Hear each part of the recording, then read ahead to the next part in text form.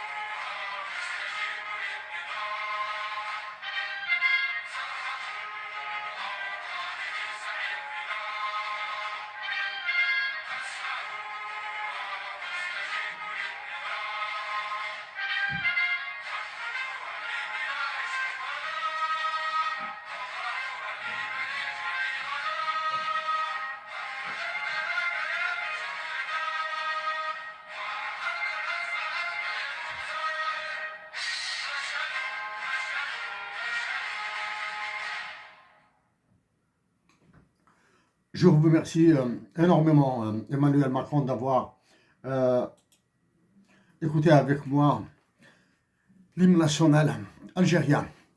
Pour moi, je vous remercie de m'avoir offert cette opportunité pour vivre une catharsis. Et j'espère que vous aussi, vous avez vécu avec moi une catharsis. Une catharsis.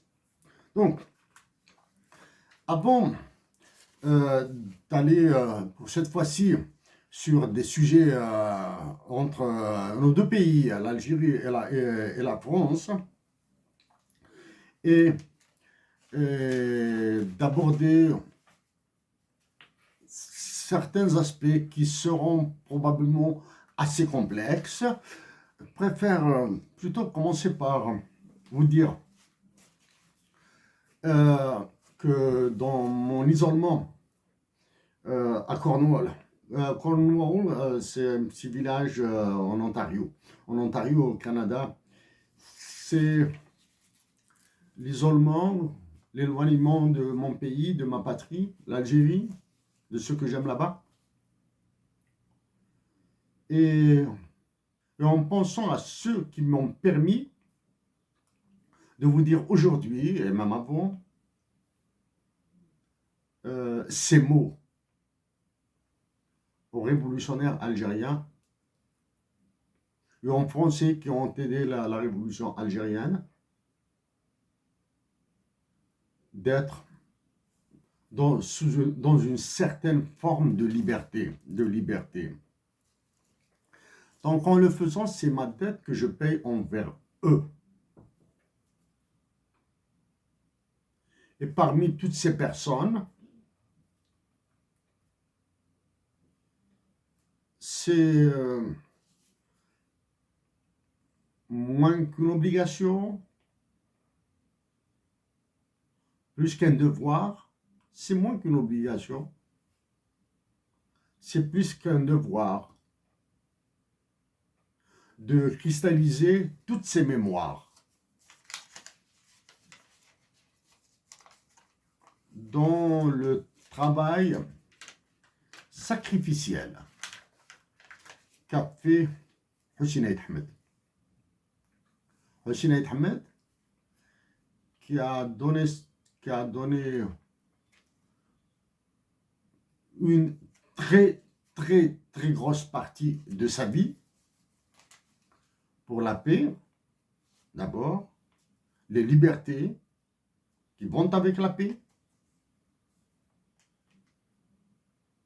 la démocratie et les droits de l'homme qui malheureusement demeurent à ce jour violés en Algérie. Okay. Il y a une question qui me brûle les lèvres.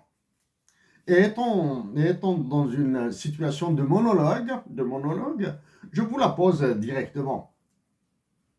Êtes-vous un ENTJ de cette classification MBTI, Myers-Briggs Test Indicators? Êtes-vous un ENTJ? Si vous l'êtes, nous sommes deux. Si vous êtes un ENTJ, nous sommes deux.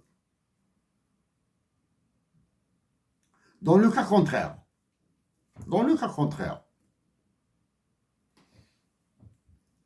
je préfère ne pas, je préfère taire le mien, taire mon profil. Bon. Dans ce travail que je fais pour ma patrie et que je continuerai à faire pour la mémoire de ceux qui se sont donnés pour ma terre natale. Je le fais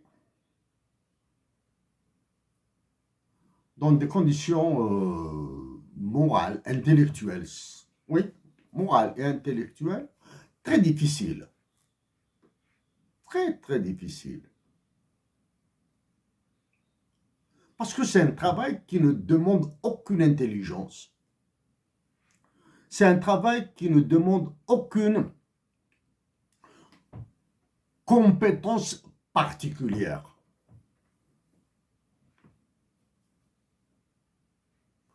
C'est un travail qui demande juste de mettre des événements bout à bout,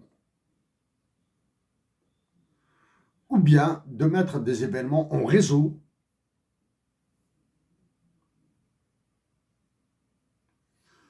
d'interpréter certaines situations comme ça, pratico-pratiques, réelles, et déduire les problèmes, déduire les solutions, et déduire les processus de mise en œuvre. C'est un travail qui ne demande aucune intelligence particulière. Voilà. Il est probable que vous serez, que votre avis divergera du mien.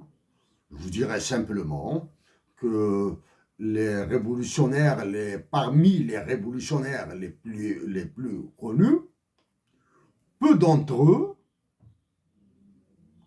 ont fait les universités. Peu d'entre eux ont fait des universités. Exemple, Ho Chi Minh, un autre exemple, Pierre Bérégovoy, l'ancien Premier ministre de France, pour qui j'ai énormément de respect. Pierre Bérégovoy.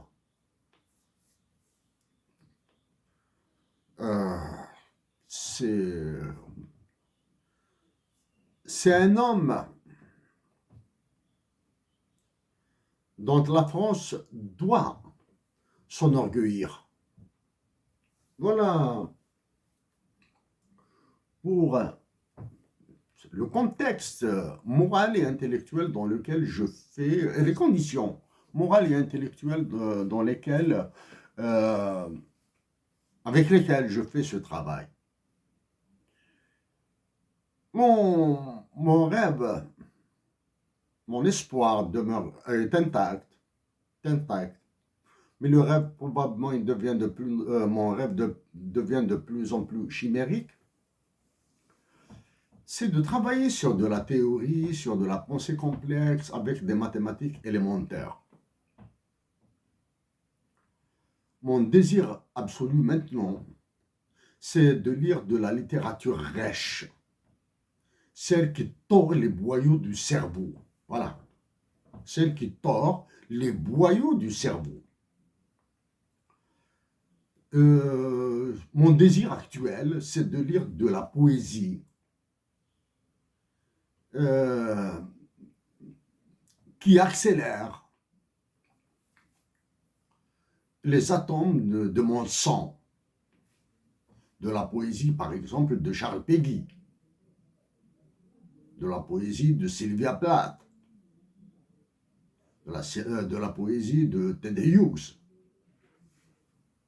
Oui, j'ai envie d'aller au théâtre,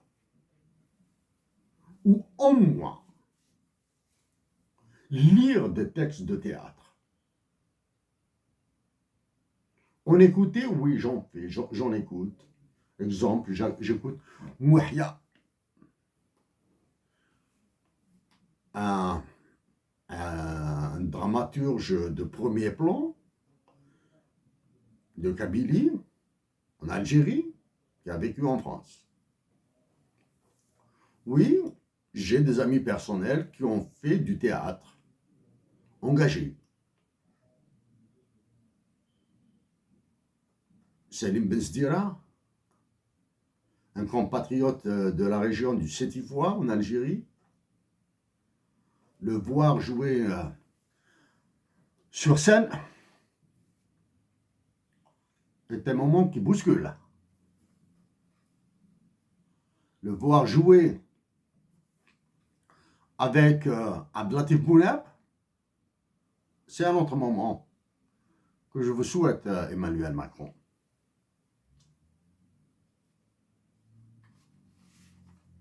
Je veux aussi continuer,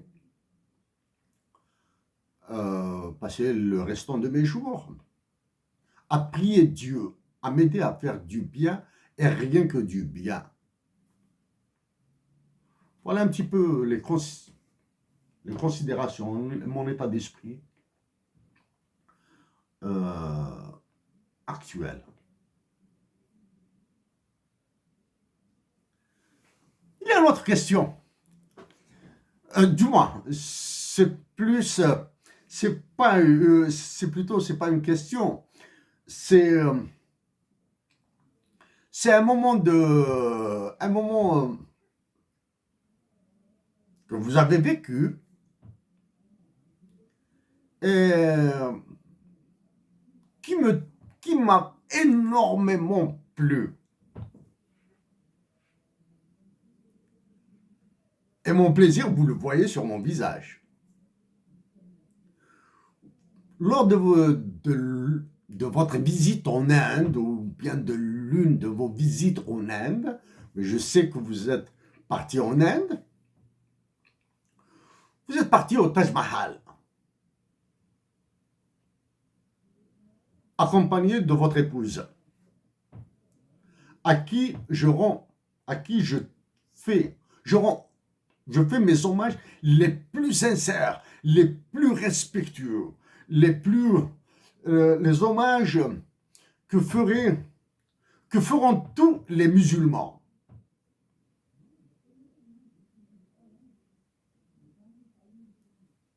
à une femme. Tous les musulmans épris d'amour. Donc,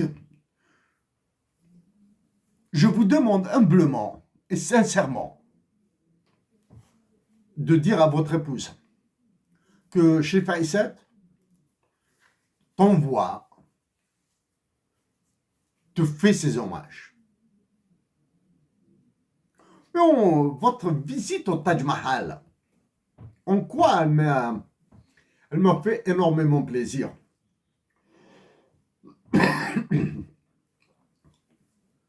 Lounas Matoub, dont je dirai quelques mots juste après,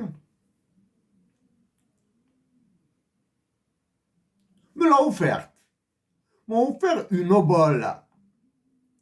Cette obole est un diamant. C'est un diamant. Actuellement, elle est en Kabylie, dans un village qui s'appelle Wagnoul.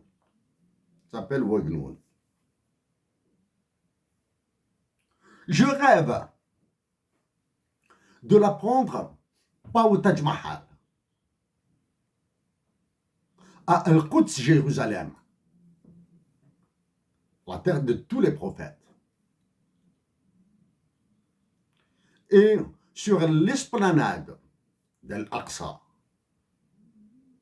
à côté des murs des lamentations, je lui dirai ce que je pense, du moins ce qu'il y a dans mon cœur pour elle.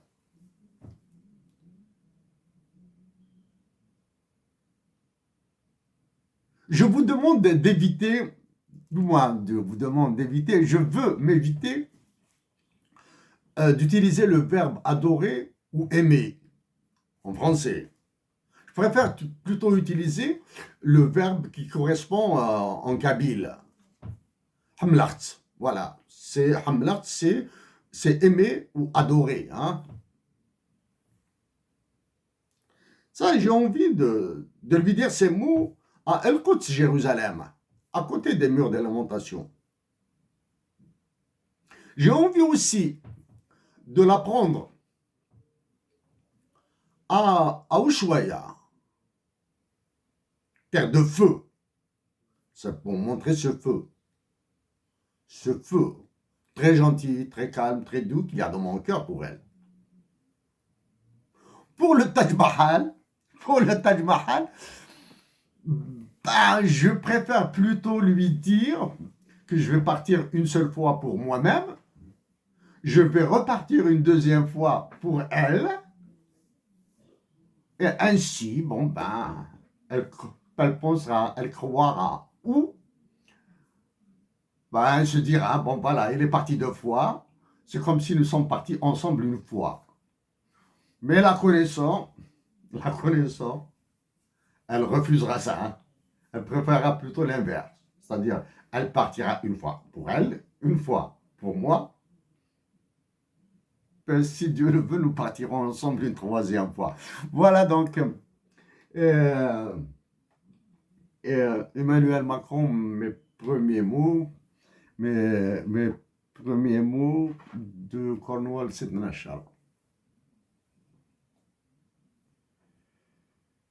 Mes mots d'après.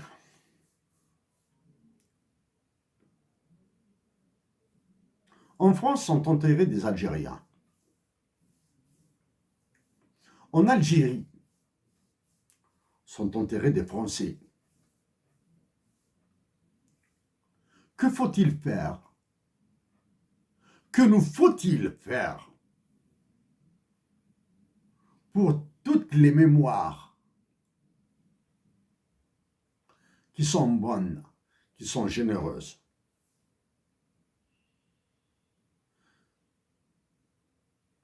De sang différents probablement, enterrés dans des terres différentes,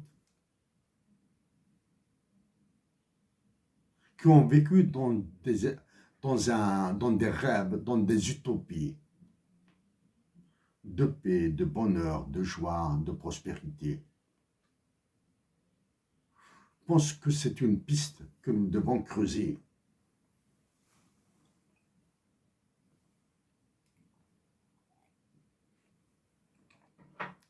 Désolé, je suis un amateur de café.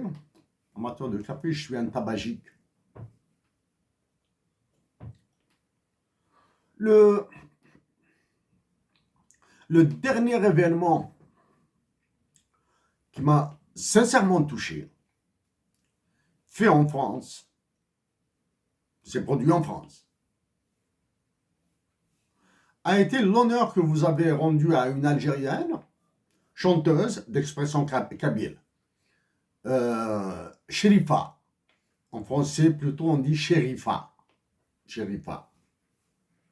C'est un événement qui m'a sincèrement touché et qui m'a énormément plu. Avant cette artiste chanteuse kabyle, algérienne d'expression kabyle, Chérifa, vous l'avez fait pour Lounes Matoub.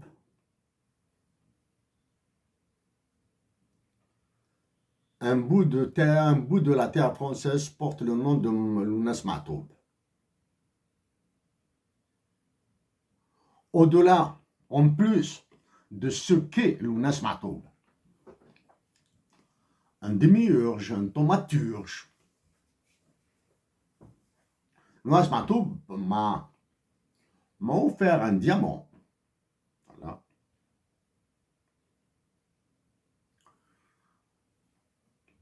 Deux années, depuis que l'artiste Idir a rendu l'âme, enterré à Paris, au Père-Lachaise. Oui. Juste après son décès, j'avais suggéré à des compatriotes de donner le nom de Gérard Geoffroy, un Français,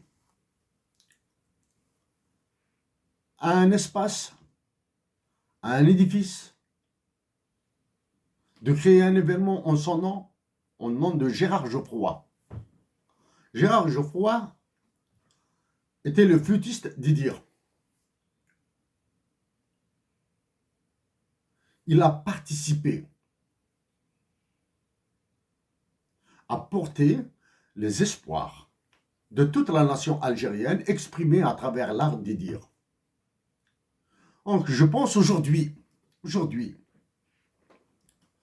j'espère que mes compatriotes d'Algérie, et probablement en particulier de la région de Tizi Ouzou, du village natal d'Idir, de penser à une action à la mémoire de Gérard Geoffroy. Ainsi, premièrement, cette culture de l'échange s'installera. Deuxième, cette tradition d'universalisme s'ancrera progressivement dans les esprits algériens. Et troisièmement, montrer notre ouverture vers l'autre et notre capacité à recevoir de l'autre.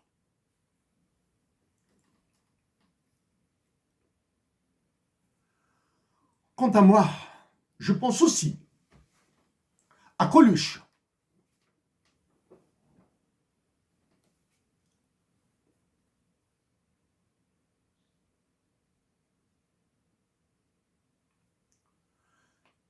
L'un des artistes français qui m'a marqué le plus, grâce à un cousin, le Hachimi, qui vit en France.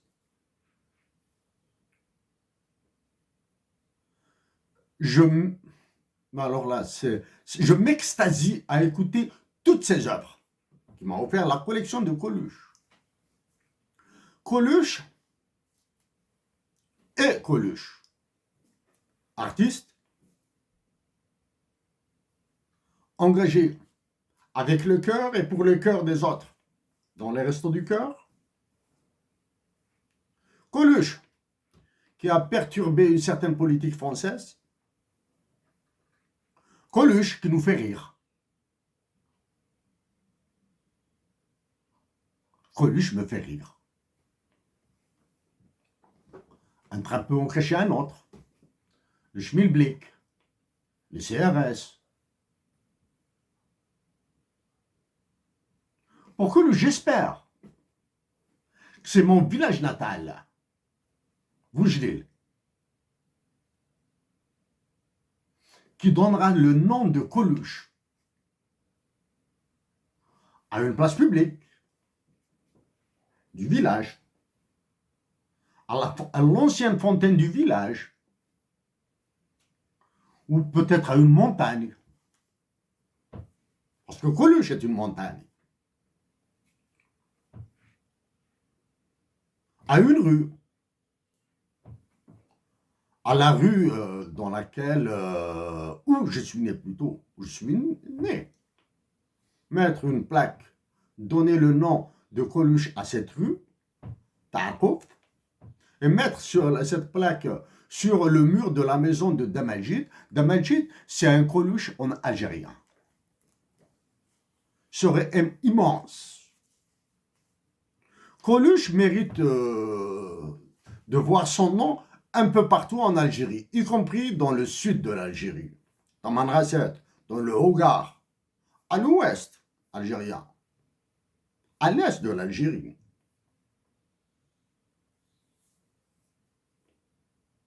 Coluche mérite aussi d'avoir un espace public ou tout autre symbole d'éternité. À Ouagloun, le village de Monange.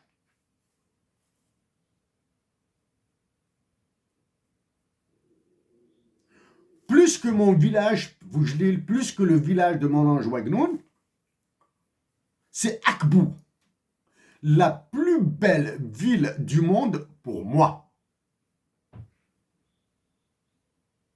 Akbou, pour moi, Akbou est la plus belle ville du monde qui mérite ou qui doit s'honorer de donner le nom de Coluche à un édifice, à une école, à un stade, à une initiative, à une action pérenne. Akbou et sa région ont beaucoup donné à l'Algérie. Ils ont donné Mohamed Haroun, un révolutionnaire, un génie en physique et mathématiques, qui a donné sa vie à la majorité de l'Algérie. La région d'Akbou est la terre natale du premier chef de l'exécutif algérien, à Boumerdès, Rocher Noir.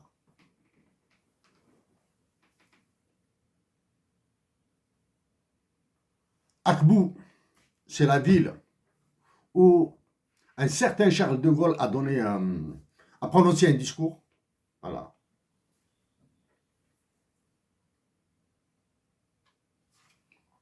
Je continue sur cette lancée. Je vais consommer du temps, mais c'est un temps utile. C'est un temps utile qui nous permettra un petit peu de situer les aspects que je traiterai, les aspects entre l'Algérie et la France que je traiterai après.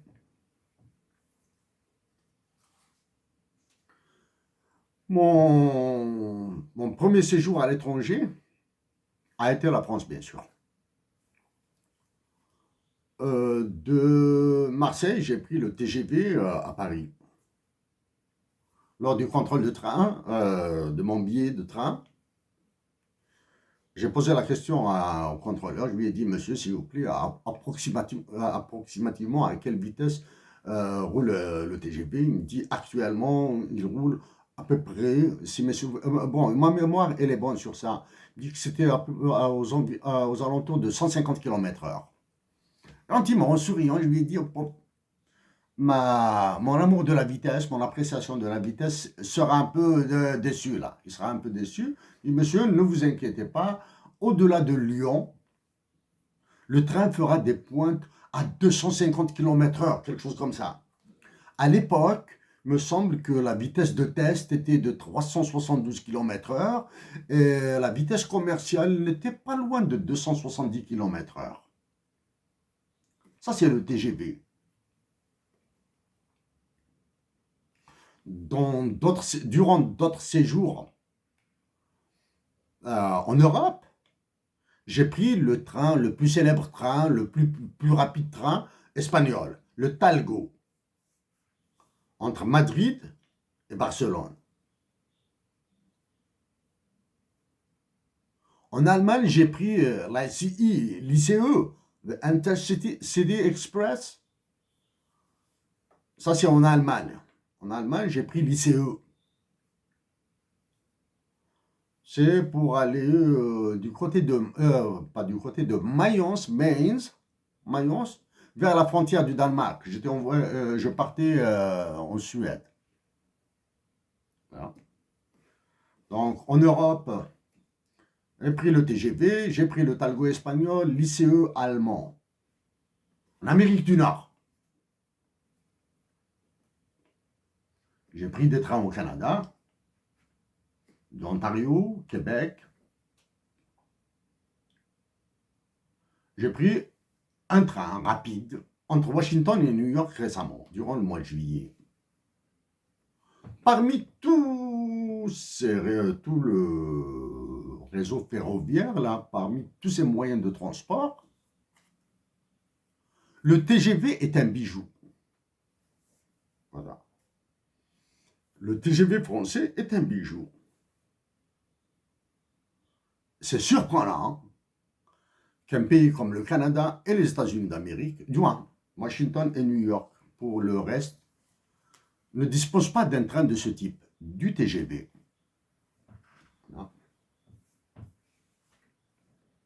En termes de voiture maintenant, voiture.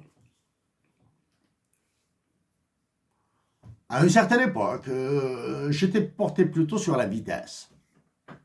J'ai apprécié la vitesse. Entre Rouen et Paris, j'ai conduit la voiture de mon ami Nordine, d'un ami à moi, Nordine, qui vit en France actuellement. Un très sympathique bolide français. Un petit bolide français. Très sympathique. À hauteur de Rambouillet, Versailles, les noms sont flous, du moins, les endroits sont flous. La région, est-ce des plats que j'ai vus ou quelque chose comme ça? En tout cas, Versailles, Rambouillet. Est-ce que j'ai longé Versailles ou Rambouillet ou est-ce des plats seulement que j'ai vus? J'ignore. Mais c'est de Rouen à Paris. Avec ce petit bolide français, j'ai fait une pointe proche, une pointe, peut-être pendant 7 minutes, proche de 180 km/h. Très proche de 180 km/h. Rentrant de France, en Algérie, dans un voyage de la région parisienne vers l'Algérie, voyage région parisienne vers l'Algérie, c'est ça. Dans la voiture d'un ami qui s'appelle Abdellah. Un véhicule, cette fois-ci, un peu plus solide, bien chaussé. Hein. Il était bien chaussé, plus puissant. Sur l'autoroute du Soleil, à hauteur de la région de Poitiers, quelque chose comme ça. Hein. C'était pas là que j'ai vu, mais en tout cas, c'était sur l'autoroute du Soleil, c'était l'été, bien sûr. C'était l'été. Donc, il y avait du trafic. Hein, il y avait du trafic, la circulation.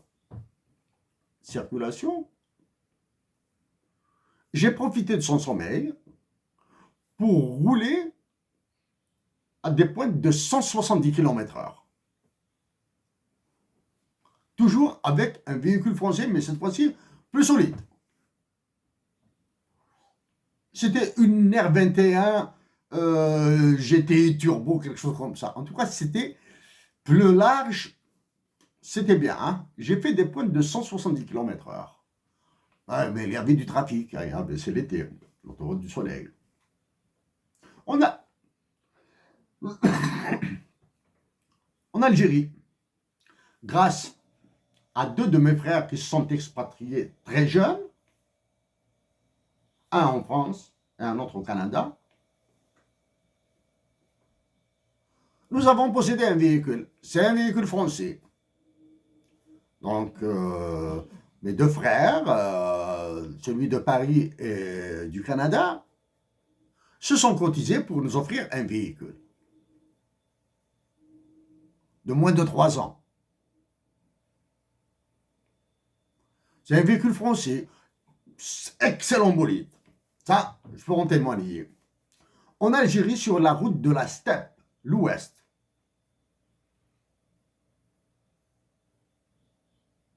vers l'ouest, donc de Bougelil vers Oran, exactement, vers Arzeu, la banlieue d'Oran. Donc sur la route steppique, j'ai mis le maximum pour le véhicule. J'ai mis le maximum pour le véhicule. C'est-à-dire, c'était à peu près 165, 166 km/h. C'est tout ce que pouvait donner le véhicule. Voilà. Donc, les trains, les véhicules, voici les expériences de conduite ou de transport que j'ai vécu tant en Algérie qu'en Europe qu'en Amérique du Nord.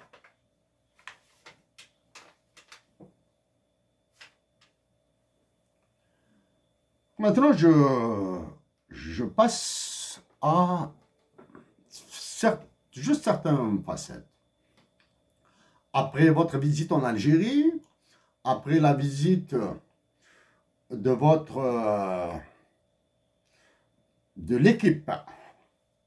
de l'équipe nationale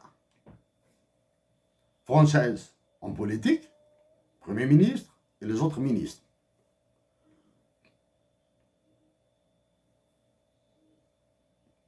Des conclusions peuvent être tirées. Des constats peuvent être faits. Sur votre comportement vis-à-vis de l'Algérie, j'en ai dit ce que je pensais. Je suis dans une optique de construction.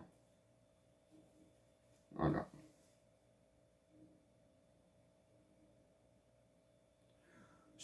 après la visite de votre équipe nationale gouvernementale,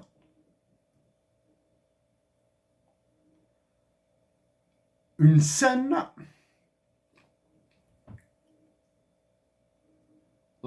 une scène m'a fait détester la politique. Je déteste d'ailleurs la politique. J'aime plutôt la théorie, la mathématique, etc. La scène a montré le niveau de domination de la France de l'Algérie. Quelle est cette scène?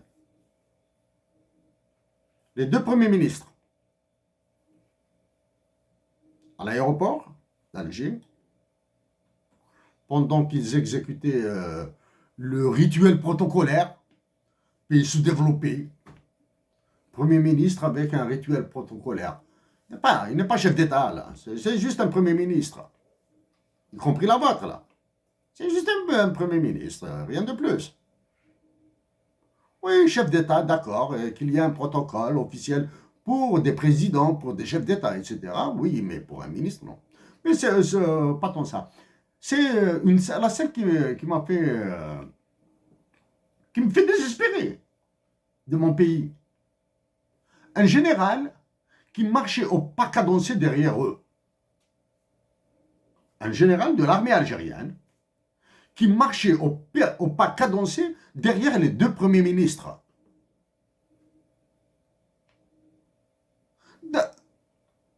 Rapidement.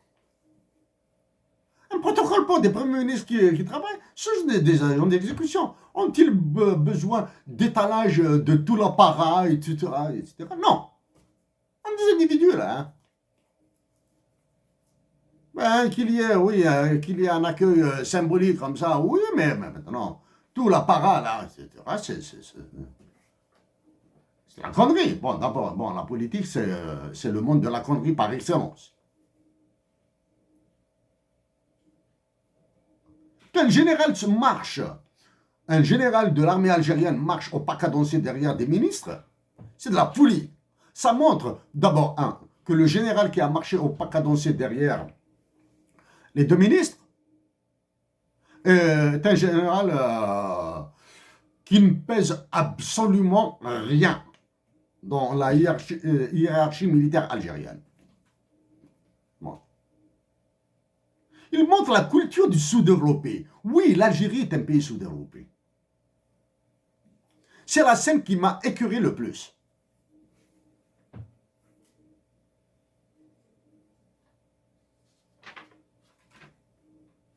Donc, avant de parler, avant de avant d'essayer d'interpréter ce que vous avez claironné comme étant de la coopération gagnant-gagnant, alors que aucune information n'a été rendue publique sur le contenu des accords, des contrats signés. Donc, c'est un comportement dolosif de la France vis-à-vis de l'Algérie. Donc, c'est une coopération dolosive. Aucune information n'a été publiée. Des contrats, mémorandum. Mémorandum, ça c'est de la bullshit, là. C'est de la bullshit qu'on appelle mémorandum entre la France et l'Algérie, mon pays sous-développé. Ah oui, ça fait très mal de dire que mon pays est sous-développé. Ouais. Ça fait très mal de dire que mon pays est sous-développé. Juste avant, j'ai parlé de vitesse. De vitesse d'automobile et de train.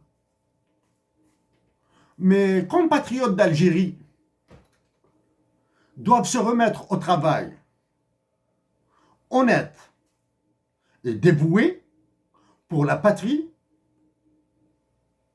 à des vitesses relatives comparables à mes vitesses de pointe de vitesse que j'ai vécues avec des véhicules, différents véhicules ou à travers le train. Mes compatriotes d'Algérie doivent se remettre au travail à des vitesses relativement plus élevées pour honnête, sans corruption, sans tricherie, sacrifice, avec l'esprit de sacrifice, pour tenter, disons bien, je dis bien, pour tenter de mettre l'Algérie dans le groupe des pays en voie de développement.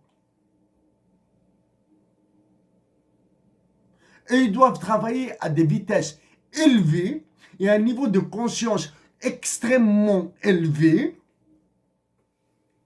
pendant minimum 25 ans pour atteindre ce stade de pays en voie de développement, aux institutions qui commencent à être assises, à une justice fonctionnelle et fonctionnelle équitablement. Voilà. Donc voici le lien entre les vitesses et la sortie du sous-développement de l'Algérie. Un autre aspect, nous allons, je vais l'aborder après, de la vitesse.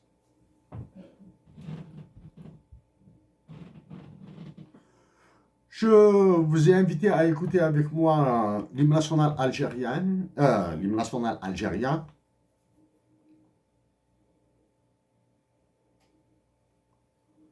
Et c'était une invitation sincère, Emmanuel Macron.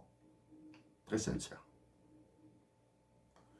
Il y a assez longtemps, je vous ai proposé de vous rencontrer. La décision étant la vôtre. Voilà. Pour devenir indépendante, l'Algérie a travaillé. Des Algériens ont travaillé. Des Algériens se sont sacrifiés. Des Français, je le répète, l'ont aidé. Mais rappeler certains événements de l'histoire est important. Je cite Evans Martin. Algeria, France's undeclared war. The Making Algerian Nationalism, page 113. François Mitterrand,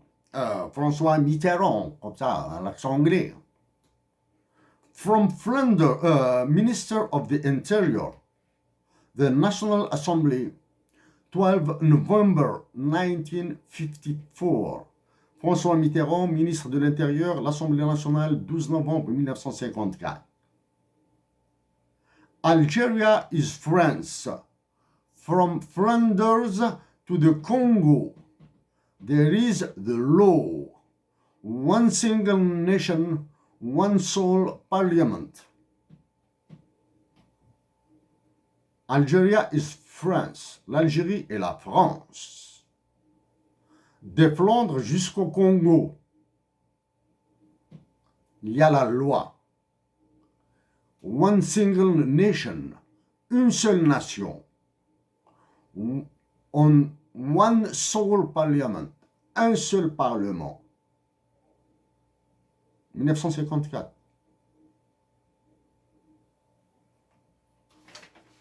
En 2022, Emmanuel Macron, est-ce que vous et moi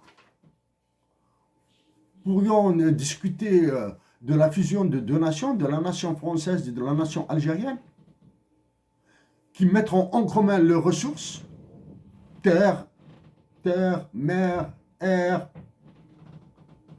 armée, sciences, culture. Est-ce qu'on peut discuter, au moins discuter de la faisabilité de la fusion des deux nations? Puisque Mitterrand l'a dit en 1954. Et puisque la France nous a occuper l'Algérie jusqu'en 1962 pour justement atteindre cet objectif. One single nation. Une seule nation. Est-ce qu'on peut discuter ensemble de la possibilité de construire une seule nation?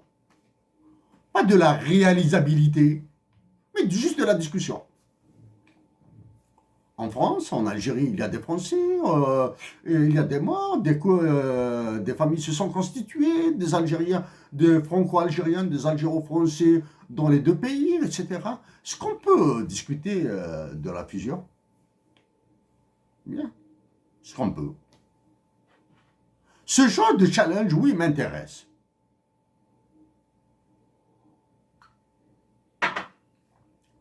Alors, pour obtenir son indépendance, pour obtenir son indépendance, l'Algérie est passée à la 548e séance plénière du 25 novembre 1955. 25 novembre 1955. Le point résolution 909. Question algérienne. Je lis. C'est la base de données des Nations Unies sur les résolutions et autres textes officiels. L'Assemblée générale décide de ne pas poursuivre l'examen du point de son ordre du jour intitulé Question algérienne et, en conséquence, n'est plus saisie de ce point de l'ordre du jour de la dixième session. Je lis rapidement. 909. Question algérienne, l'Assemblée générale décide de ne pas poursuivre l'examen du point de son ordre du jour intitulé Question algérienne et en conséquence n'est plus saisie de ce point de l'ordre du jour de la 10e session. Et je mis 30 secondes en disant que j'ai mis 30 secondes pour lire la résolution de l'Assemblée générale des Nations Unies. C'est une résolution de l'Assemblée générale. Oui, c'est une résolution de l'Assemblée générale. C'est-à-dire, elle n'aboutira pas au Conseil de sécurité. Bien. 30 secondes. Voici la question algérienne le 25 novembre 1955. 30 secondes. Plié. Ça, c'est pour que les Algériens sachent qu'au niveau des Nations Unies, des grandes institutions internationales comme les FMI, la Banque mondiale, Conseil de sécurité, etc.,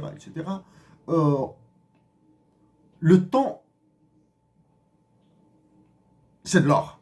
Voilà. On ne tourne pas autour du pot, là. Une phrase longue et on plie ça. 30 secondes. 1955.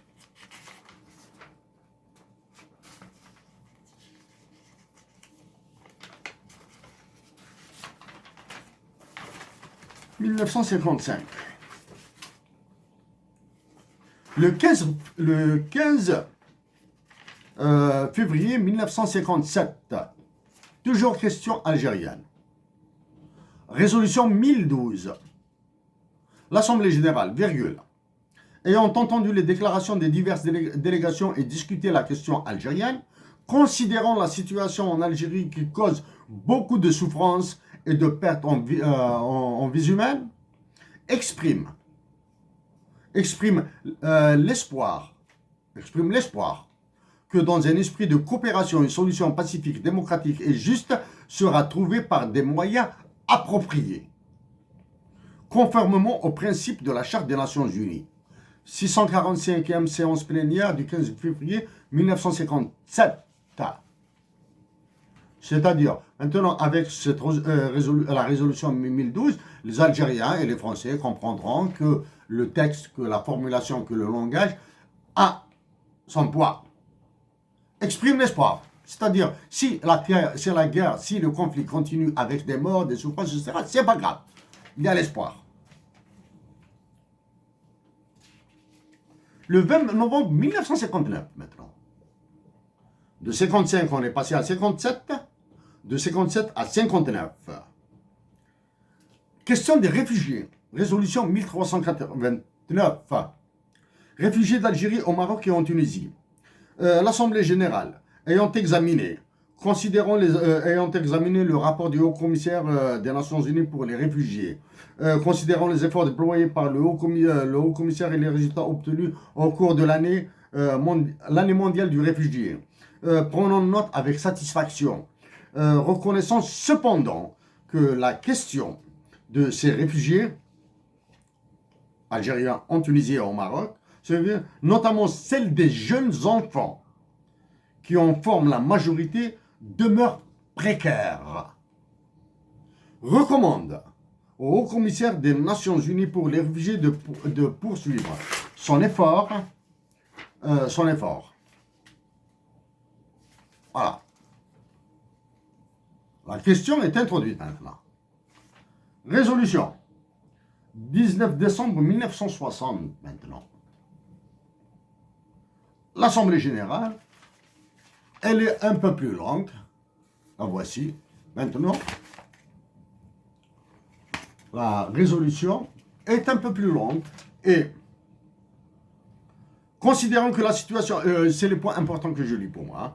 Considérant que la situation actuelle en Algérie constitue aussi une menace contre la paix et la sécurité internationale. Donc la situation en Algérie est devenue une menace pour la paix mondiale. Donc là, s'est enclenché un autre processus qui a abouti à l'indépendance de l'Algérie, plus les référendums.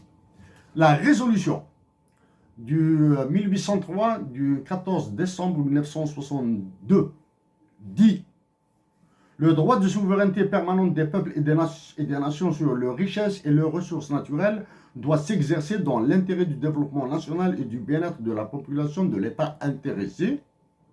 2. La prospection, la mise en valeur et la disposition de ces ressources ainsi que l'importation des capitaux étrangers nécessaires à ces fins devraient être conformes aux règles et conditions que les peuples et nations conformes aux règles et conditions que les peuples et nations considèrent en toute liberté comme nécessaires ou souhaitables pour ce qui est d'autoriser, de limiter ou d'interdire. Donc voici maintenant, j'ai fait le tour d'histoire. Un point oublié, pas oublié. Voilà. Pour remercier les Algériens qui ont aidé la France à se libérer du nazisme, pour les remercier, le 8 mai 1945, la France a massacré les pauvres de Kharata, de Sétif et de Galma.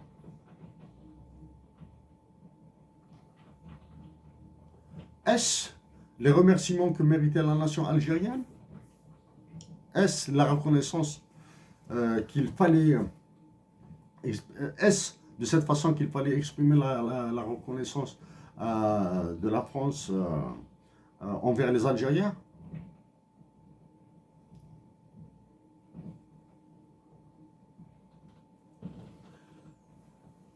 Emmanuel Macron, il y a longtemps, en Algérie, assez longtemps plutôt, j'ai voyagé d'Alger à Oran, j'ai voyagé d'Alger à Constantine. De Constantine, j'ai voyagé vers Batna. Batna, c'est la région, les Aurès, où s'est déclenchée la révolution algérienne. La guerre de libération de l'Algérie, continuum de la révolution. Batna, c'est dans les Aurès. Batna se trouve être l'acronyme aussi de The Best Alternative to a negotiated agreement. La meilleure alternative à un accord négocié. Batna. Maintenant, après 1 heure, nous allons parler un peu assez en détail, pas tous les détails, certains détails de certains grands projets de la France en Algérie. Donc, Emmanuel Macron, je continue avec cette seconde partie. Seconde partie. Après votre visite d'État et la visite officielle de votre équipe nationale gouvernementale en Algérie, je le répète, donc, après avoir claironné des deux côtés que c'était pour l'approfondissement de la coopération, il s'avère maintenant qu'il s'agit plus d'une manœuvre dolosive, d'une coopération dolosive que sincère et honnête. Bon, pour ce jour, j'aborde uniquement l'aspect algéro-français, hein, l'aspect algéro-algérien, probablement qui sera abordé à une autre occasion. J'ai parlé, j'hésite sur par quel sujet commencer. Dois-je commencer par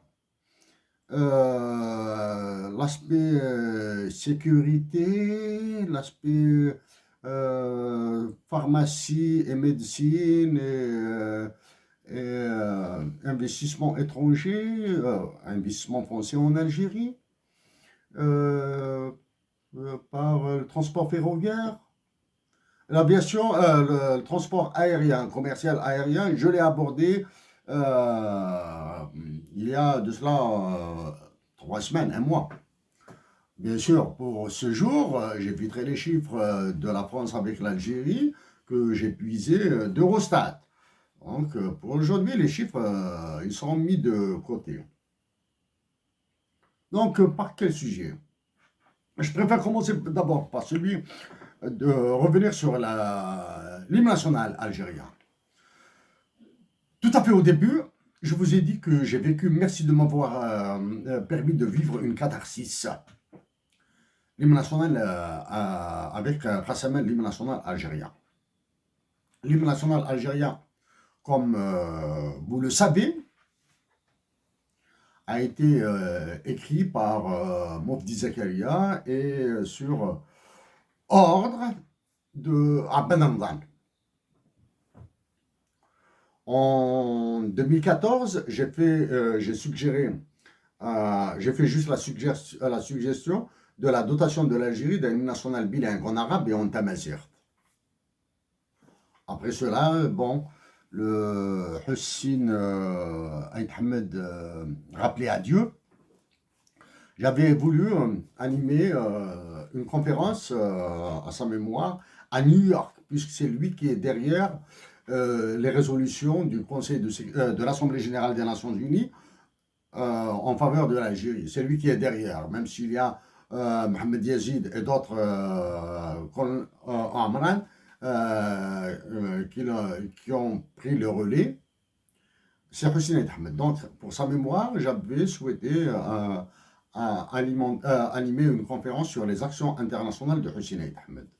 Donc, en me documentant, après ma suggestion de la dotation de l'Algérie d'un hymne national bilingue, en arabe et en tamazight, en travaillant sur Hussein Ahmed, j'ai découvert que c'est en 1964 que Hussein Ahmed avait demandé, du moins, avait suggéré la dotation de l'Algérie d'un nouvel hymne national. Sans préciser en chinois ou en pipil. Hein? Chinois ou en pipil.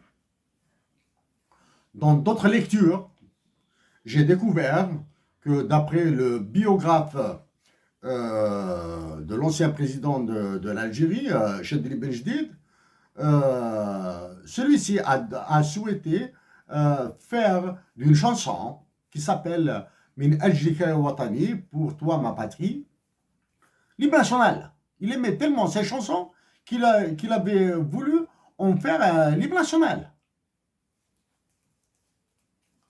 Et pendant notre travail sur travail d'arrière-plan, d'arrière-plan sur la dotation de l'Algérie d'un hymne national en tamazight et arabe pour restuder la nation algérienne, Dihya Louise, décédé il y a 5 ans, 2018. 2018, c'est ça? Né en 1985, décédé en 2018. 2017, 2018. Là. Docteur en économie, rappelé à Dieu suite à un cancer, à une dégradation de son état de santé due à un cancer du sein. Doctorant en économie, auteur, écrivain et poète. Tant en arabe qu'en kabyle.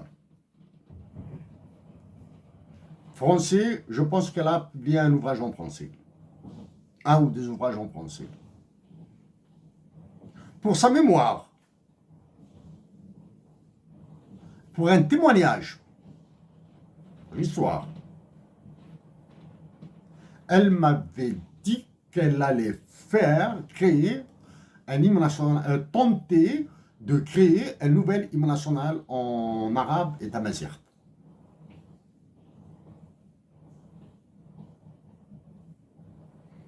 Malheureusement, le concert du Saint l'a emporté. Pour sa mémoire toujours, avec le complexe de sous-développé qui caractérise les soi-disant dirigeants algériens, ils refusent d'apprendre à être dans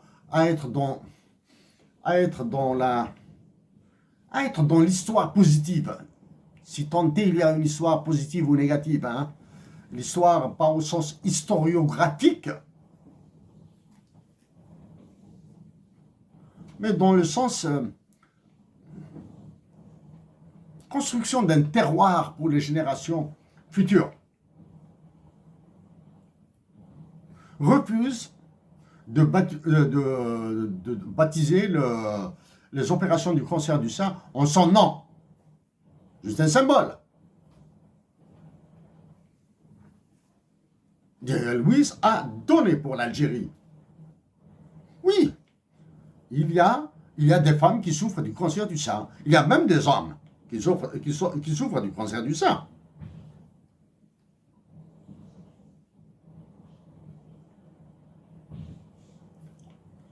L'État algérien, les autorités algériennes, les Algériens lambda populaires sont peut-être peu perméables à de l'initiative, plus l'oppression. Hein. Il y a une oppression. J'ai vécu une oppression terrible en Algérie. Une oppression. J'ai fréquenté des milieux dans lesquels où si tu n'as pas un certain bagage universitaire ou si tu n'as pas une spécialité dans un domaine un peu particulier, tu dois te la fermer. C'est une oppression terrible que j'ai vécue en Algérie. J'ai fréquenté ces milieux soi-disant intellectuels algériens. Je les ai fréquentés. Combiné à la timidité, alors là, c'était la catastrophe. Bref. Donc, Dihya Louise m'avait dit, est-ce qu'elle s'est engagée? Est-ce qu'elle m'a promis?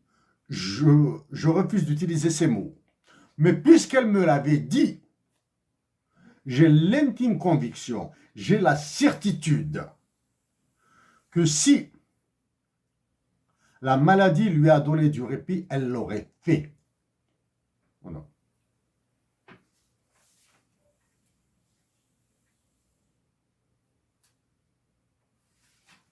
J'ai traité l'avant-dernière constitution algérienne de constitution bâtarde.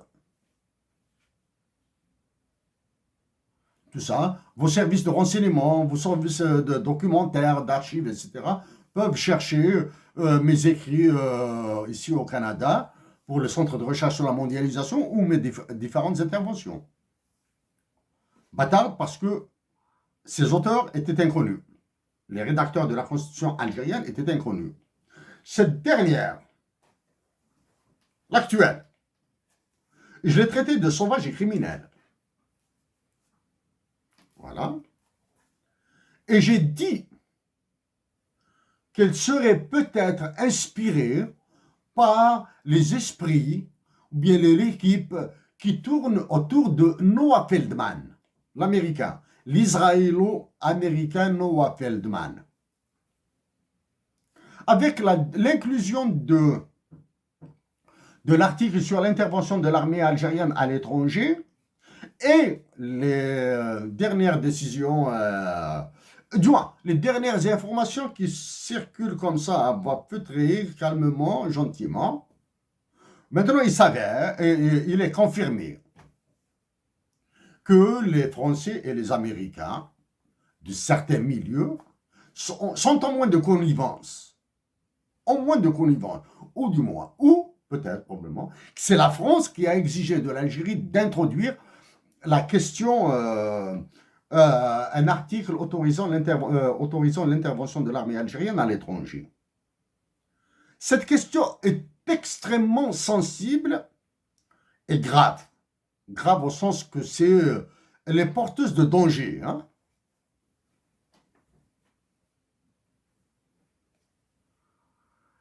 Je vais aller sur maintenant. On va commencer à... les aspects commencent à devenir compliqués, complexes à démêler. Emmanuel Macron, avez-vous été mandaté pour établir cette débilité qui s'appelle la normalisation des relations entre les pays arabes et Israël? Avez-vous agi auprès d'Alger pour qu'il normalise la relation entre l'Algérie et Israël? Je vous demande d'éviter de penser que je suis contre. Je suis parmi les premiers à avoir suggéré la rencontre entre Israéliens et Algériens, sachant que des journalistes sont partis déjà à Israël. Bon, cette histoire, elle est vieille. À commencer par l'accueil des Israéliens et des Palestiniens qui ont du sang algérien dans les veines. Les inviter en Algérie pour qu'ils découvrent les racines, la terre de leurs parents, de leurs grands-parents, de leurs ancêtres. Commencez par ça. Discussion, rencontre, accueillir. En Algérie, se sont rendus des Français de descendance algérienne vivant en Nouvelle-Calédonie. Donc, sur ça, je peux en donner des leçons, c'est-à-dire l'ouverture, de discussion, des gestes amicaux, d'apaisement, de construction. Voilà. L'Algérie est en train maintenant, après avoir casqué 450 millions de dollars pour la Tunisie, après avoir casqué 150 millions de dollars pour l'autorité palestinienne, je vous demande de vous rappeler de mon souhait d'aller à El-Quds, Jérusalem. L'Algérie est en train à déjà calmer la Tunisie et la Palestine par les dons d'argent. Et avec ce qui s'est passé à Alger, elle a obtenu certainement le quitus pour l'ouverture de négociations, de discussions, de dialogues, peu importe la forme, peu importe la dénomination. Je répète, ça va commencer à devenir complexe, à démêler. Les Algériens ont aimé la Palestine. Les Algériens aiment la Palestine. Des Algériens. J'éviterai les adjectifs quantitatifs. Hein. Des Algériens aiment la Palestine. Des Algériens ont aimé la Palestine. Un Algérien, Mohamed Boudia, a été assassiné à Paris. Il a donné sa vie à la cause palestinienne après l'avoir sauvé de la cause algérienne. Il a donné sa vie pour l'Algérie. Il a donné sa vie aux Palestiniens. Il a été assassiné par le Mossad à Paris. Ça, c'est le premier point.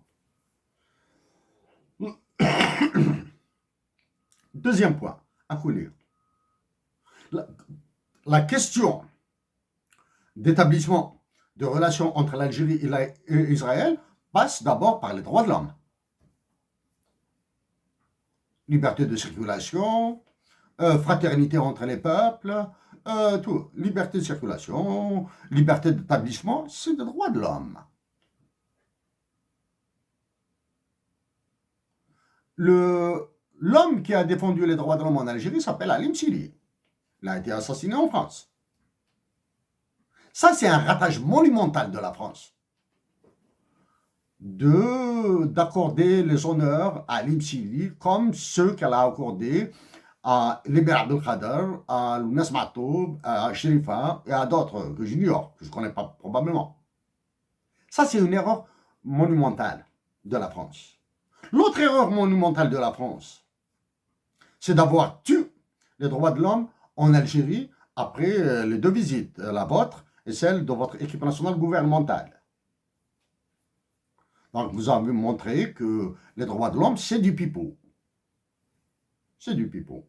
Donc, ça, c'est le côté relation Algérie-Israël. Avez-vous été mandaté? Donc, après le sommet de la Ligue arabe, il est peu probable de voir l'accélération. Sachant, ça montre le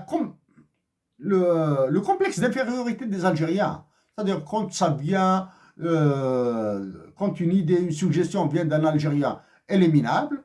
Quand elle vient d'un président français, d'un président des États-Unis, ou bien d'une pression plus discrète du Royaume-Uni, de l'Angleterre, etc., elle devient très bonne. Donc ça, c'est le côté droit de l'homme, toujours en pensant à la Palestine, Israël et à l'Algérie, l'établissement de relations. En France, un Palestinien qui croupit toujours dans la prison française, Georges Ibrahim Abdallah,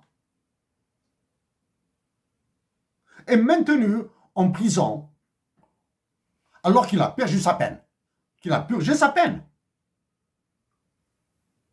au motif qu'il devient un risque pour la sécurité de la France ou d'Israël, ou j'ignore la sécurité de qui. Parce qu'il a déclaré qu'il va reprendre son combat pour la libération de la Palestine. Allez-vous empêcher un homme de se battre pour la libération de sa patrie? C'est un droit de l'homme. Il s'agit de Georges Ibrahim Abdallah. Donc le premier geste que doit faire l'Algérie doit être précédé par le geste de la France. Georges Ibrahim Abdallah. Donc voici un petit peu, on concentre le côté financier, le côté histoire, Boudia, Georges Ibrahim Abdallah. Oui, est-ce que les Israéliens vont reprocher à l'Algérie d'avoir participé à la guerre de 67 et de 73? Non. Si nous continuons à remuer ces histoires de conflits, alors que c'était des conflits liés à des idéologies, à une certaine stratégie d'un certain monde qui était bipolaire, nous ne finirons pas. Si on continue à agiter ce genre de spectre, je dirais que Benjamin Netanyahu a écrit un livre insultant pour les révolutionnaires algériens, qu'il a qualifié de terroristes. C'est un livre en anglais. J'ai lu, bien sûr. Voilà.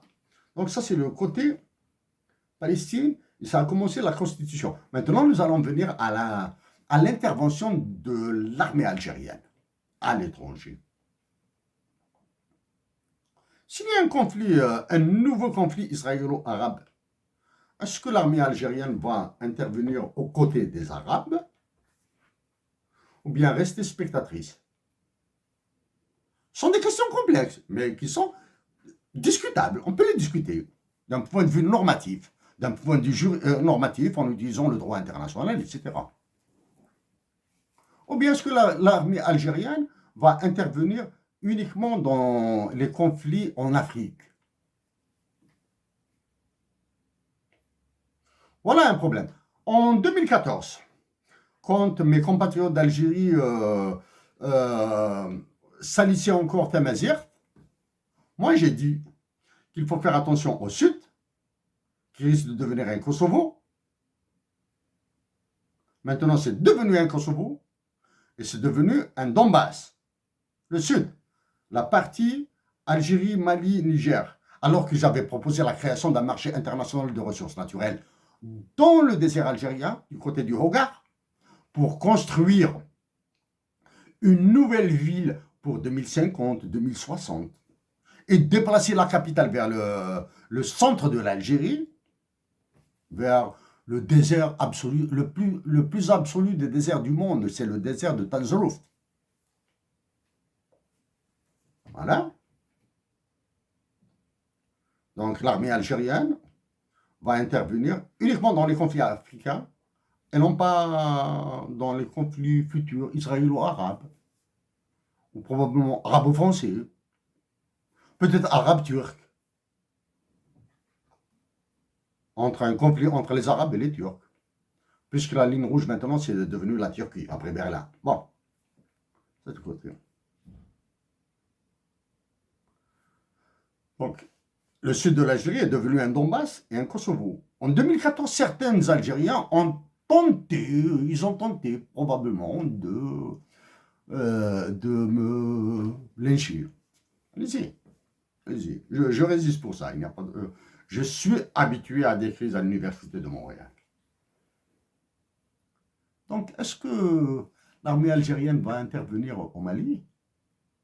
Croyez-vous que je sois contre l'intervention de l'armée algérienne au Mali? Non. Je suis pour. Mali, en Niger, en Libye. Pourquoi pas? Je suis pour. Et je l'ai dit. Je l'ai dit par écrit. Et je l'ai dit formellement, verbalement, comme ça. Condition que la demande en vienne des parlements. C'est-à-dire, c'est une loi qui doit être portée par les parlements. Oui, nous sollicitons l'intervention de l'armée algérienne pour qu'elle nous aide, que ce soit le Parlement malien, nigérien, libyen, tchadien, peu importe le Parlement, à condition que la demande provienne du Parlement élu par le peuple. Ah, d'accord. Après le retrait des forces Barkhane et Takuba et la nullité de la faiblesse et la faiblesse de la MINUSMA, ça veut dire que maintenant que les Algériens vont servir de chair à canon pour les intérêts français au Mali et au Niger, je ferai un cheval de bataille. J'en ferai un cheval de bataille. Il est hors de question pour moi de rester silencieux sur la mort de mes frères et sœurs, des soldats algériens, pour l'intérêt des autres, mes frères et sœurs de l'armée algérienne. Et je l'ai appelé depuis 2014. J'ai appelé à la solidarité en faveur des soldats algériens basés le long des frontières. Soldats génériques, hommes, femmes, mais sous-officiers, officiers subalternes, officiers supérieurs. Et depuis 3 ans, j'appelle au renouvellement de l'état-major de l'armée algérienne. Et depuis une année, j'ai suggéré, je dis bien suggéré, aux officiers patriotes de l'armée algérienne d'opérer le changement de l'état-major par eux-mêmes. Et j'ai suggéré aussi le renouvellement de l'état-major suivi d'une élection présidentielle anticipée. Voilà. Bien sûr, vous comprendrez, Emmanuel Macron. Vous comprendrez ce que vous allez comprendre. Ce que vous avez même compris. Votre jeu devient de plus en plus dur. Mes frères et sœurs de l'armée algérienne doivent rester chez eux. Doivent rester en Algérie, dans leur patrie. L'Algérie a besoin de paix. Elle a besoin de traités de paix avec tous les pays voisins, y compris avec le vôtre. Traité de paix pour donner du répit à l'armée algérienne, pour aider, participer au développement de l'Algérie. Je rappelle aussi que la paix, que la libération, l'indépendance d'un pays sont assurées par la nation tout entière. L'armée n'est qu'un instrument. L'armée n'est qu'un instrument. Donc maintenant, on s'intéresse. La France a intervenu dans la rédaction de la Constitution et c'est elle qui a imposé l'autorisation de l'intervention de l'armée algérienne à l'étranger. Ça confirme. La Constitution algérienne, donc cette Constitution, elle doit être gelée.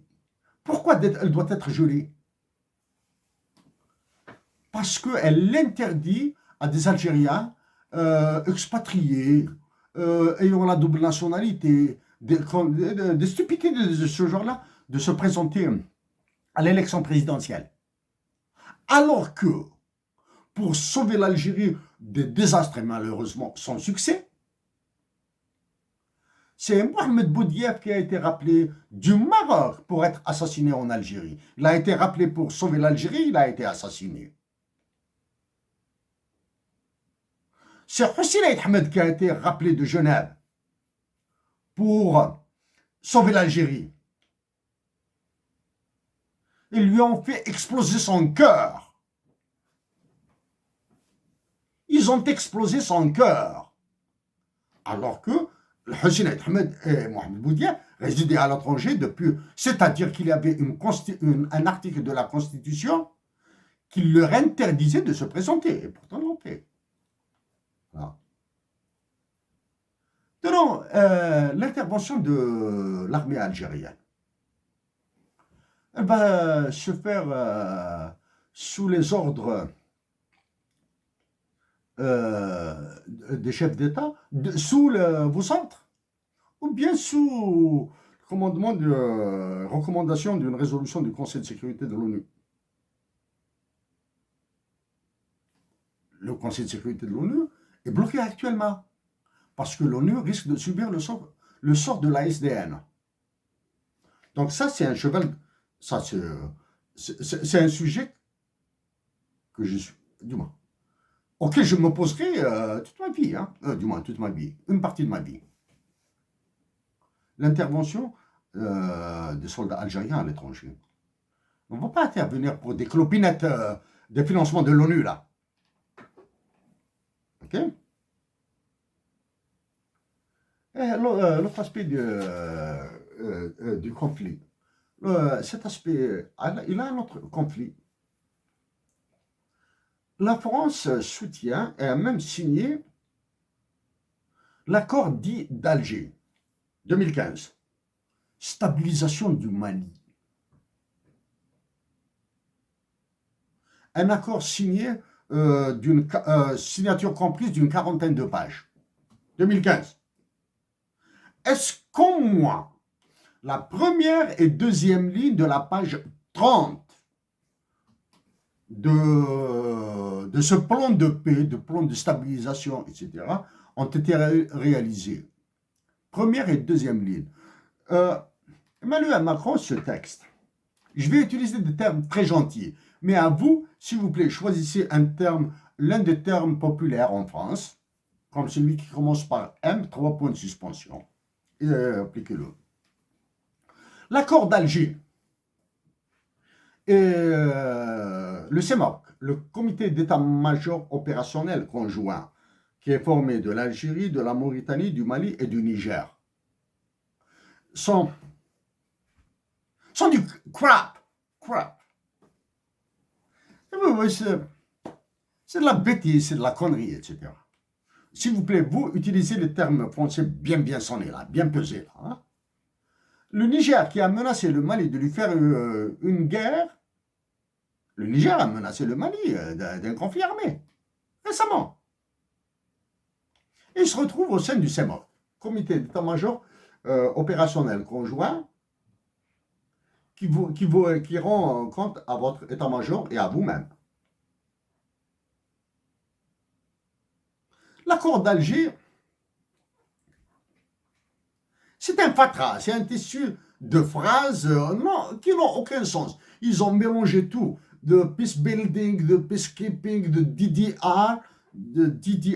Ce sont des opérations, des catégories d'opérations de l'ONU, hein, d'intervention de l'ONU, des forces internationales de l'ONU. Il s'agisse de la MONUC, la mission des Nations Unies au Congo, la MINUSMA, la FINUL au Liban qui traîne. Est-ce qu'il y a des forces d'interposition au Liban? J'ai demandé dans le cadre de l'initiative BRINA au secrétaire général Ban Ki-moon, qui m'a répondu. L'envoi d'une mission de prévention de conflits.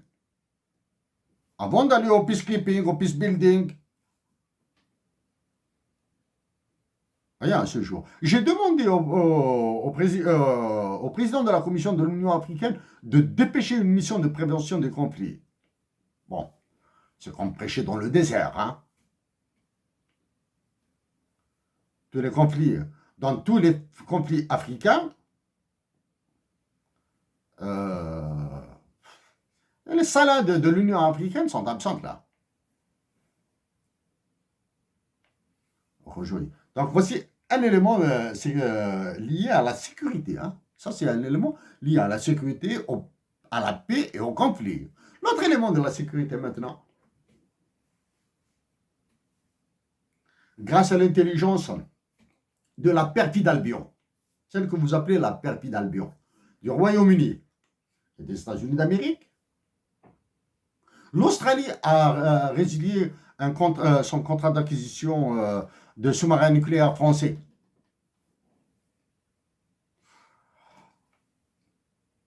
Sans certification des chiffres, parce que les chiffres d'après sont différents d'une source à une autre.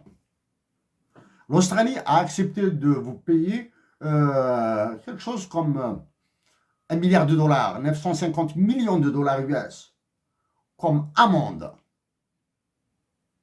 Après la résolution du contrat, la résolution du contrat,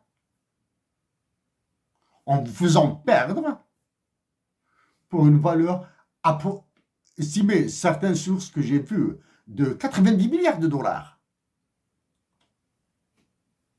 Donc, avez-vous fourgué quelques sous-marins nucléaires à l'Algérie?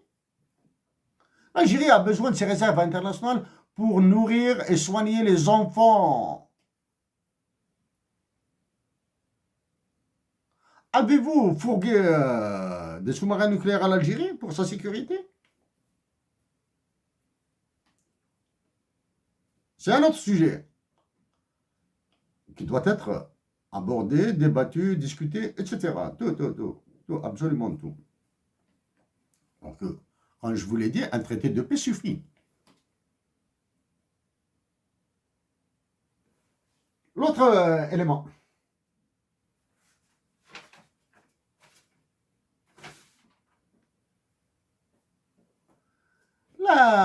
Les constitutions de certains pays africains maintenant, le Tchad, l'Algérie, le Mali, il faudra les resituer dans l'histoire. L'accord d'Alger dit d'Alger de 2015, alors qu'il y avait un accord déjà de 2005, en 2005, pour le Mali justement. Donc, l'accord d'Alger de 2015, en plus, c'est du n'importe quoi. Bon, utilisez un autre même. Scrap. À l'époque, en Algérie, il y avait le président que vous avez vu alors qu'il était malade.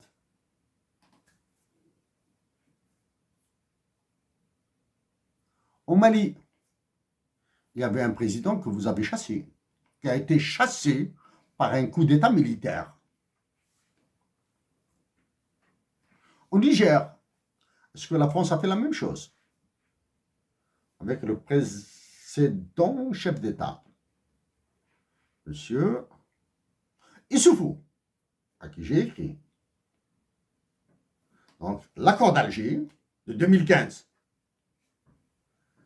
est devenu, c'est tout sauf un accord, signé avec des chefs d'État malades, destitués, etc. Donc, en destituant un chef d'État, ça veut dire que c'est toute sa politique qui est le truc. L'autre aspect de l'accord d'Alger, le nombre de signataires de l'accord d'Alger est effarant. Il est effarant. l'Union européenne en tant qu'organisation internationale, des ambassadeurs, des ministres, etc., etc.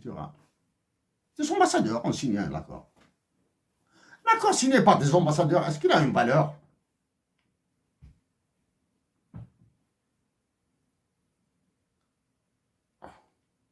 Qu'il soit signé par des chefs d'État, oui.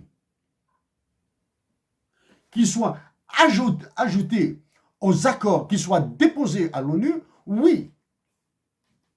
Il peut avoir, même dans ce cas-là, il peut avoir une partie récursoire, une partie compromissoire.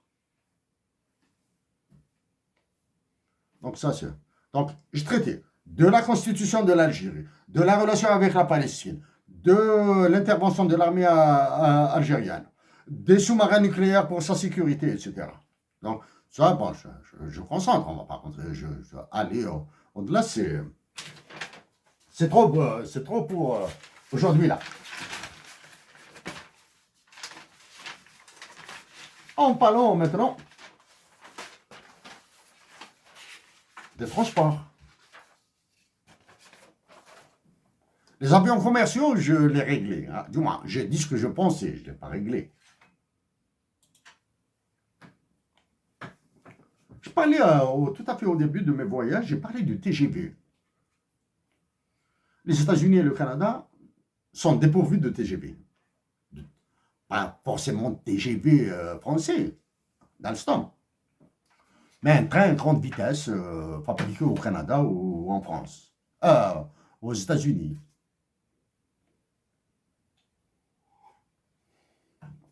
Dans la situation qui la caractérise, l'Algérie souhaiterait acquérir un TGV. Et si l'Algérie faisait comme le Canada et les États-Unis, restait son TGV.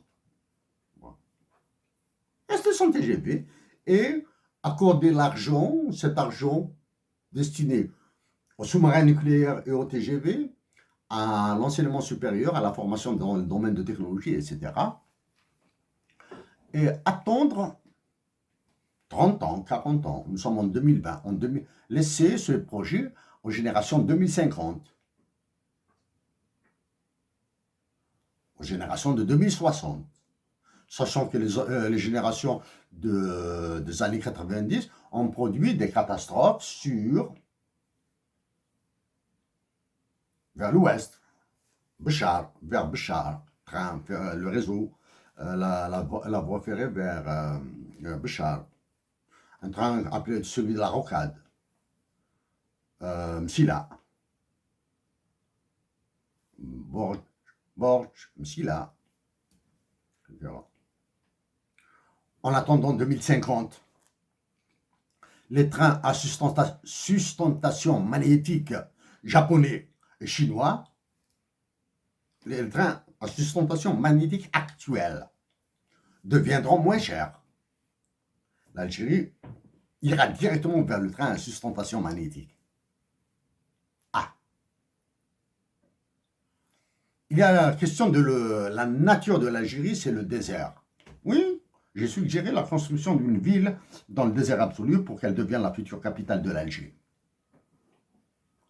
Oui, former des Algériens à étudier par ce que la France étrangle l'Algérie. L'Algérie étrangle la France par un chiffre.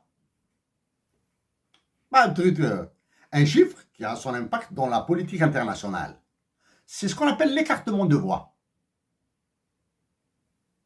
L'écartement de voie, c'est-à-dire la largeur qu'il y a entre deux rails là. On appelle ça l'écartement de voie.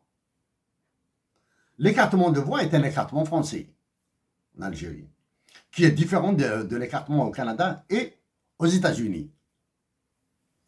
Que l'Algérie forme ses ingénieurs, ses techniciens, etc., à une technologie qui permettrait ou qui permettra, avec l'affirmative, dans le futur, à la largeur à l'écartement des voies, la largeur, disons la largeur, l'écartement des voies, de se régler, de s'ajuster automatiquement en fonction des trains, en fonction des locomotives, des voitures voyageurs ou des wagons de marchandises.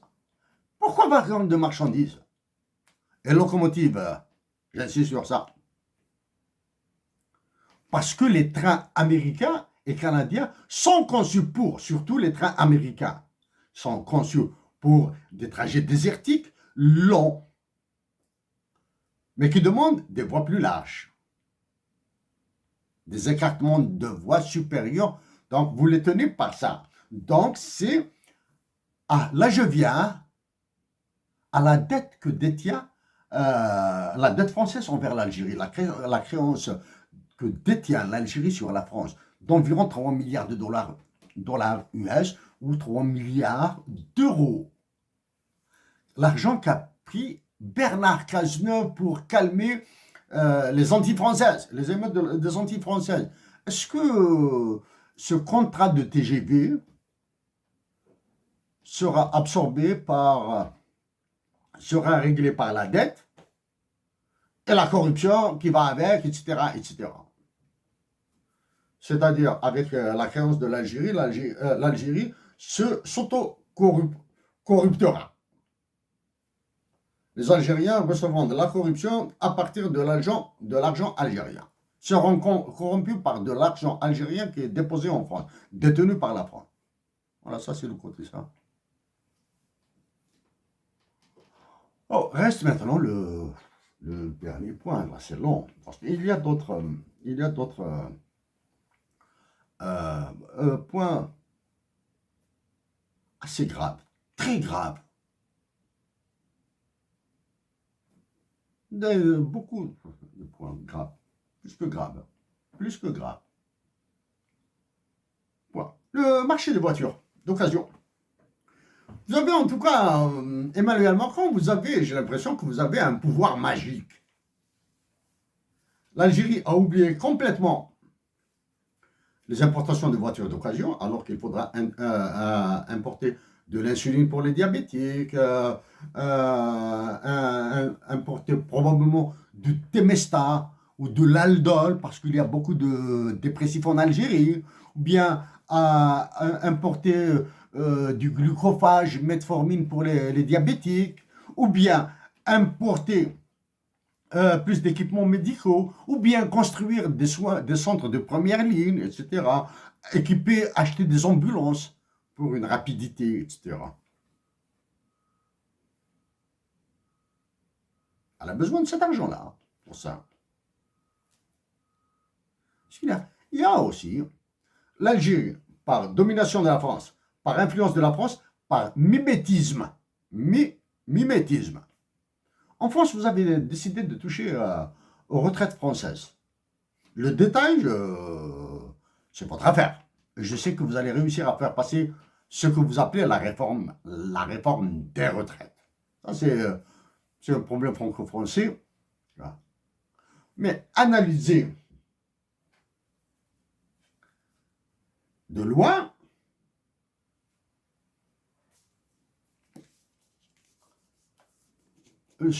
voici un livre qui s'appelle Derivatives, A Manager's Guide to the World's Most Powerful Financial Instruments. Derivatives, en anglais. Ça, globalement, il raconte l'histoire de Sumitomo et l'utilisation des produits dérivés, des produits toxiques dérivés. Un produit toxique bien composé, là, il peut déclencher une guerre. Donc, la future guerre mondiale, un autre élément de son déclenchement sont les produits dérivés, les produits toxiques.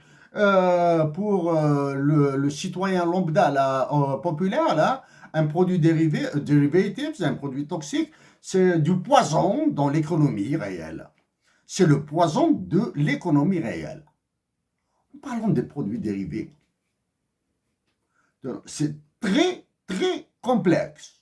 C'est-à-dire, là, on rentre dans ce qui est appelé en anglais de EBS, Asset Backed Securities.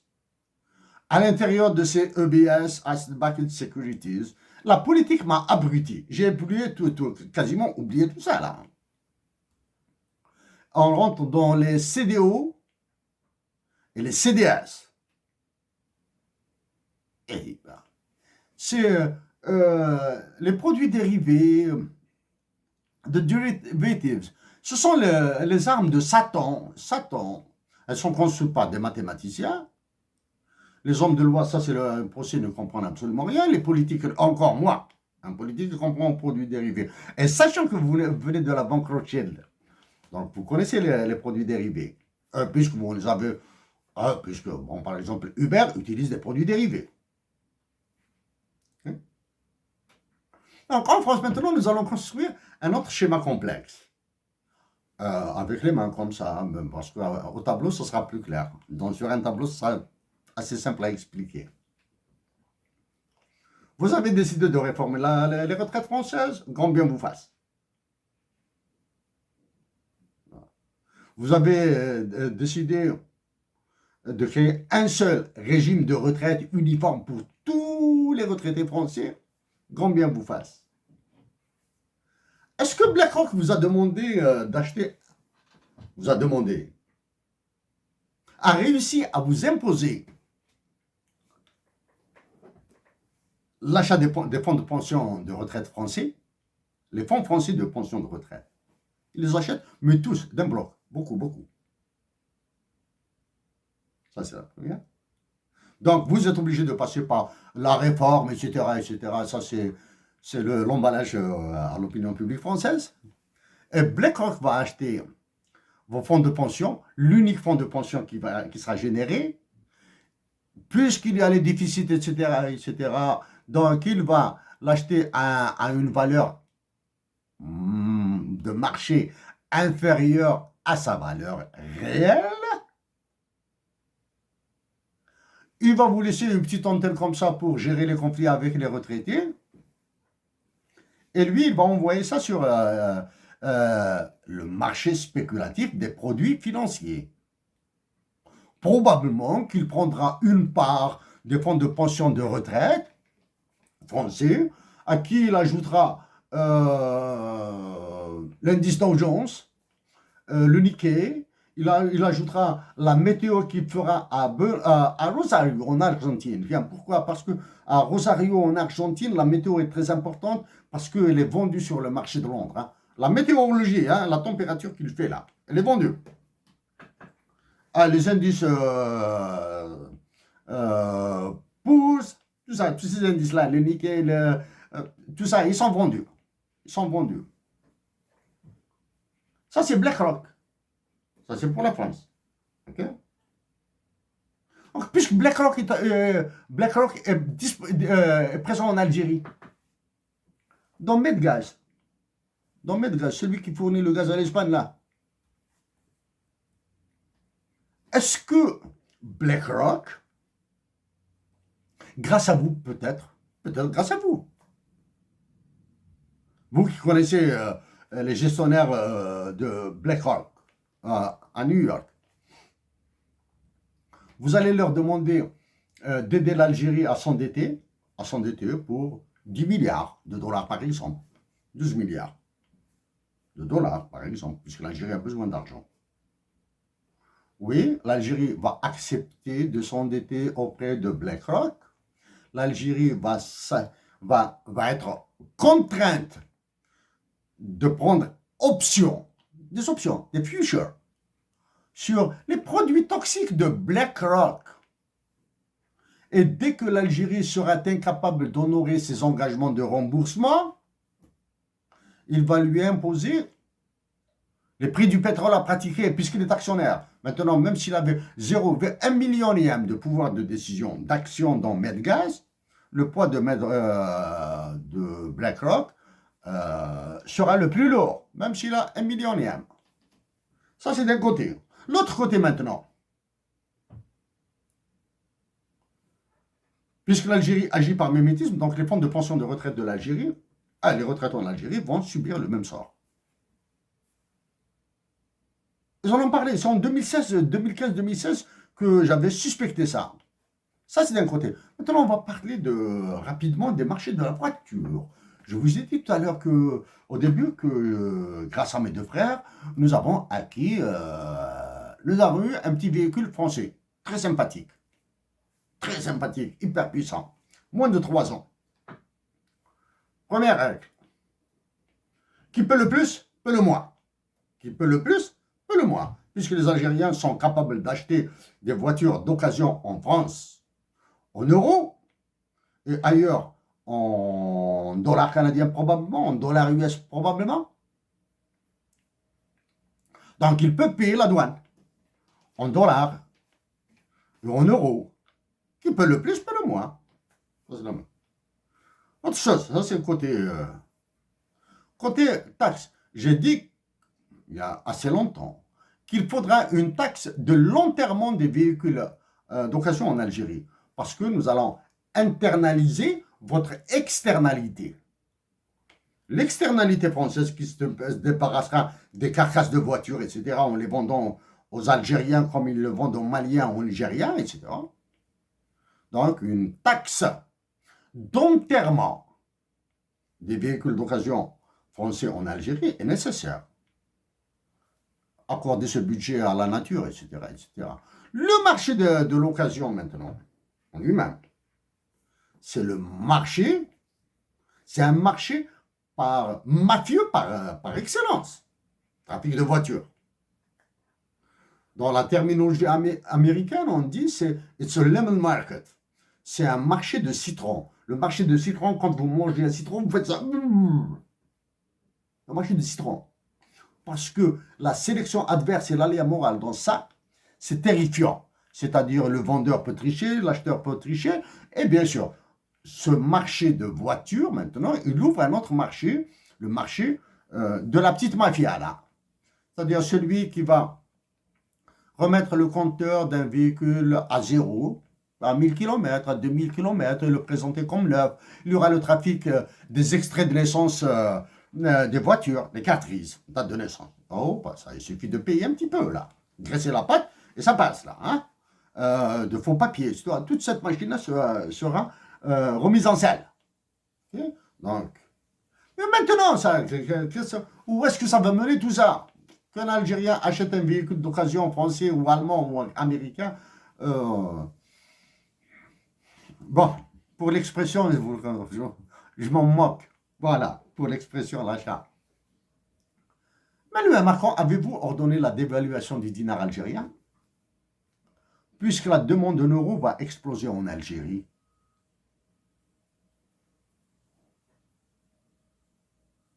La demande en euros, avec l'autorisation d'importation des véhicules d'occasion, elle va exploser en Algérie. Donc le dinar continuera sa chute en enfer. Donc la valeur du dinar va rejoindre la valeur du franc CFA. Je refuse d'avoir eu raison en 2015. Dans ce cas-là, je refuse d'avoir eu raison en 2015. La dévaluation du dinar. La demande va exploser. Non, la demande va exploser. Qu'est-ce que c'est? Dévaluation du dinar? L'inflation. Et il y aura des personnes qui vont vendre des lots de terrain pour s'offrir le dernier véhicule de luxe français que j'ignore, je ne connais pas, hein. Le dernier véhicule Peugeot, Renault. Avec les déboires de Renault et son directeur général au Japon, etc. Hein. Les déboires de Volkswagen aux États-Unis. Hein. Pour ce qui attend le sort des retraites en France, et qui sera identique en Algérie, même si je l'ai suspecté en 2015. Je préfère plutôt attendre un petit peu. Parce que j'espère avoir tort. Je reconnais que c'est le montage autour de BlackRock, la France, l'Algérie, BlackRock, fonds de retraite, l'endettement de l'Algérie, est assez complexe à comprendre comme ça. Avec les histoires de TGV, ces histoires de sous-marins nucléaires, d'aviation, véhicules d'occasion, l'Algérien est sous le choc là, hein? Très difficile de suivre. Emmanuel Macron, l'autre fois, de somptueux ponts d'amitié, de solidarité et de coopération sont possibles entre la nation généreuse de la France et la nation généreuse de la partie généreuse de la nation française et la partie généreuse de la nation algérienne. Des ponts sont somptueux. Suffit de penser des blessures, de les penser sérieusement. Pas avec des bagues là, pas avec des mots là. Avec des reconnaissances, éventuellement des dommagements, éventuellement. Décontamination des terres du sud de l'Algérie, etc. Un avenir est possible avec la France. Mais dans ce jeu, Emmanuel Macron, qui vous est très préjudiciable, moi, je parle préjudiciable, parce que maintenant, ça y est, vous avez réussi à mettre quasiment tout le monde vent debout contre vous. Ceci dit, j'apprécie votre témérité. J'apprécie votre cran. Les intérêts de la nation française sont mieux connus par la nation française elle-même. Je vous ai dit, si vous étiez un ENTJ, alors nous sommes deux. Une autre fois, Emmanuel Macron, mes hommages les plus sincères du fond du cœur à votre épouse et à de meilleures relations.